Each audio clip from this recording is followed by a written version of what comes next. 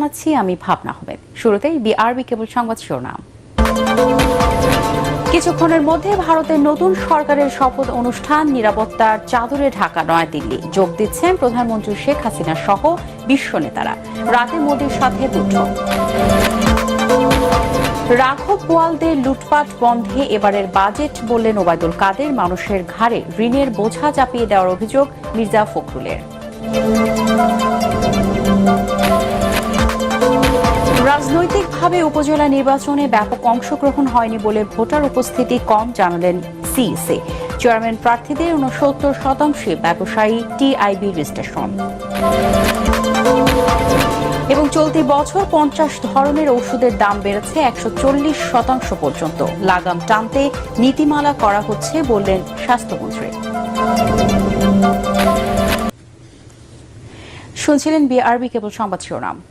এবারে বিস্তারিত। আর কিছুক্ষণ পর টানা তৃতীয়বারের মতো ভারতের প্রধানমন্ত্রী পদে শপথ নিতে যাচ্ছেন নরেন্দ্র মোদী। সন্ধ্যা ৭:১৫টায় দিল্লির রাষ্ট্রপতি ভবনে অনুষ্ঠিত হবে এই শপথ। মোদীর সঙ্গে শপথ নিতে পারেন অর্থ শতমন্ত্রী। আশফুর রহমানের ডেস্ক রিপোর্ট। আর কয়েক মিনিট পর টানা তৃতীয়বারের মতো ভারতের প্রধানমন্ত্রী হিসেবে শপথ নিতে যাচ্ছেন নরেন্দ্র মোদী। শপথ অনুষ্ঠানে যোগ দিতে ইতিমধ্যে দিল্লির রাষ্ট্রপতি ভবনে আসতে শুরু করেছেন দেশি বিদেশি আমন্ত্রিত অতিথিরা। মোদীর সাথে শপথ নিতে পারেন অর্ধশতমন্ত্রী। নরেন্দ্র মোদীর আমন্ত্রণে শপথ অনুষ্ঠানে যোগ দিয়েছেন প্রধানমন্ত্রী শেখ হাসিনা।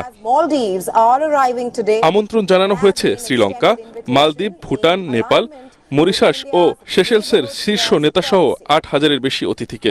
দেশি বিদেশি বিশিষ্টজনদের সুরক্ষায় পুরো দিল্লি জুড়ে নেওয়া হয়েছে ৩ স্তরের নিরাপত্তা বলয়। শপথ অনুষ্ঠানে উপস্থিত থাকতে পারেন কংগ্রেস সভাপতি এবং রাজ্যসভার বিরোধী দলনেতা মল্লিকার্জুন খার্গে। তবে উপস্থিত থাকছে না তৃতীয় বৃহৎ শরিক তৃণমূল।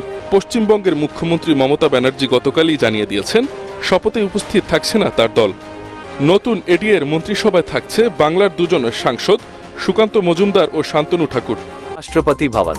এদিকে সকালে নিজ বাসভবনে কয়েকজনকে চা চক্রে আমন্ত্রণ জানিয়েছিলেন নরেন্দ্র মোদী। গুজব ছিল যারা এ চা চক্রে আমন্ত্রণ পেয়েছেন তারাই ঠাঁই পাচ্ছেন মন্ত্রিসভায়। গত ৪ জুন ভারতের ১৮তম লোকসভা নির্বাচনে নরেন্দ্র মোদীর দল বিজেপির নেতৃত্বাধীন এনডিএ জোট পায় ২৯৩ আসন।